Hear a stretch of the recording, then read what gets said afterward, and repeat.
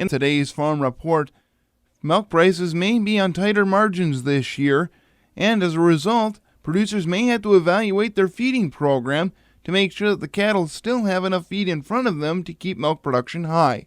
Jim Sulphur with the University of Minnesota Extension Service Office has more. If you look at milk prices, they've been up a little bit recently, but it sure doesn't look like we're going to have the prices that we had last year, and our margins are going to be pretty close to average, and I think for a number of producers they may even be below average and a little bit in the negative margin region.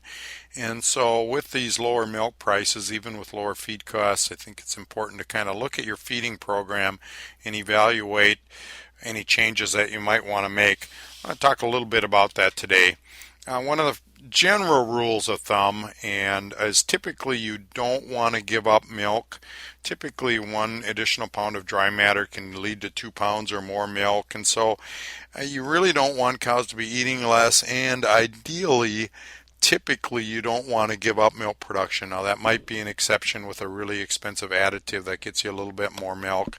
But typically you get all your bases covered, and don't cut back on protein, don't cut back on grain or starch or anything like that, because usually if you lose milk, especially those cheaper ingredients, you're typically going to make less money. Make sure you focus on getting good components out of your milk. That's one way to increase your milk price. Is make sure you have good components. Right now they don't pay you for hauling water. We really get paid for pounds of protein and pounds of fat, and so it's important to make sure we optimize those components. And then make feed decisions with long-term consequences in mind. So when you start pulling out things, make sure that it won't have any long-term effect on your cow health. Make sure you visit with your nutritionist about these. But I do think it is a good time to really review all the additives that are in your diet. My observation is that lots and lots of additives go in diets over time, and oftentimes they go in for a very good reason, but nobody ever really reevaluates and determines if there might be a reason to pull those out. And for an example, that might be mycotoxin binder or something like that, or maybe multiple mycotoxin binders. So just make sure you make a good look at those, and then make sure you do everything you can to get excellent dry matter intake on those cows.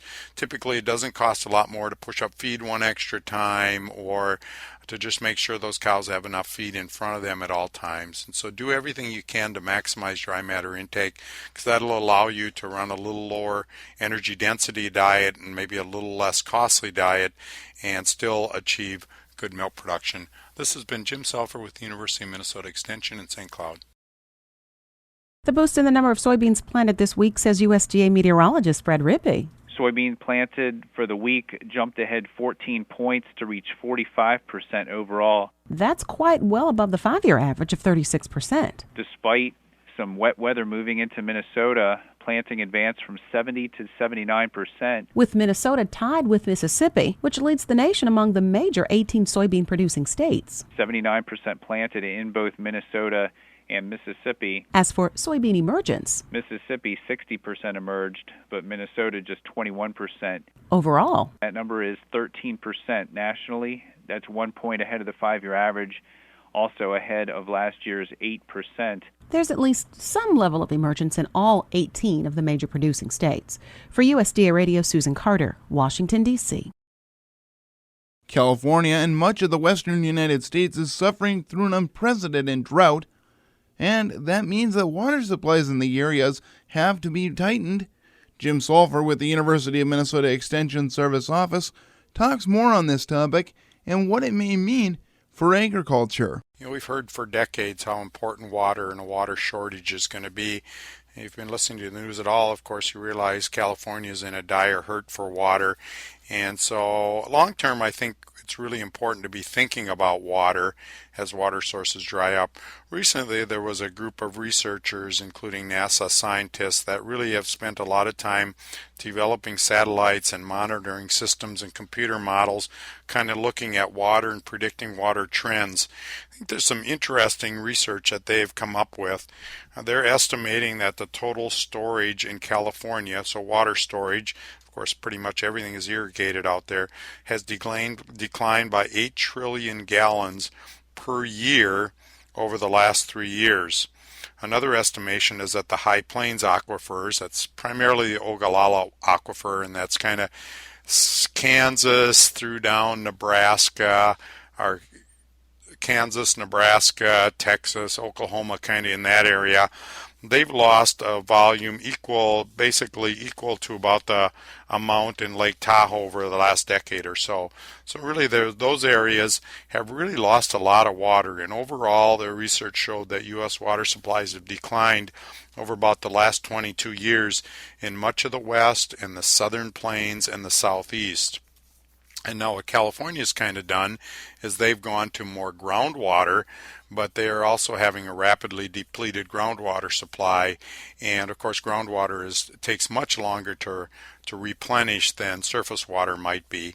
And so when you look at that, when you look at kind of the weather patterns that they found out, and I think that's pretty observable as you look around even in this area, what's really happened is that water changes really have been in areas that are wet are tending to get wetter, and areas that are dry, like the deserts and the southern areas, they're tending to get drier over time. And that really creates a challenge for some of those areas, because much of our agriculture is in those dry areas, and partly that's because they really haven't had to build a lot of buildings. They've built shade, they've never had to deal with mud.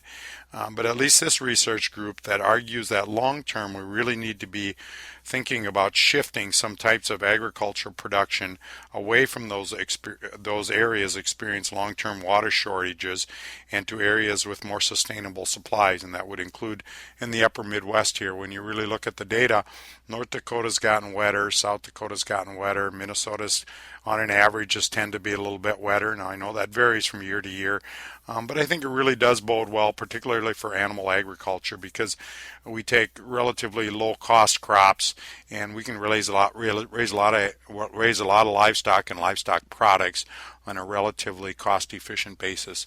This has been Jim Salfer with the University of Minnesota Extension in St. Cloud. What do U.S. milk supply and demand and dairy prices look like for 2016?